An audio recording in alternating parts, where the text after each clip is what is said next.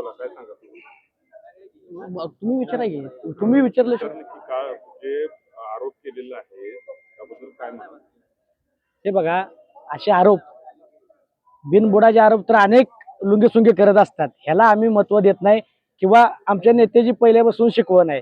या किरकोळ गोष्टी बोलाय आम्हाला टाइमच नाही. आणि आज आमदार गोपीचंद पडळकर साहेबांनी विधान भवनात हा प्रश्न मांडलाय म्हणजे काहीतरी तथ्य असेल तरच मांडतात ना. आमदार साहेब एक बहुजनांचं नेतृत्व अखंड महाराष्ट्रभर हिंदू धर्मासाठी रक्षण करण्यासाठी सगळीकडे फिरत असतात आणि कुणाचं तरी लुबडून खावावं अशी अपेक्षा आमच्या नेत्याची नाही. आमचा नेता कष्टातनं तयार झालेले एक नेतृत्व आहे.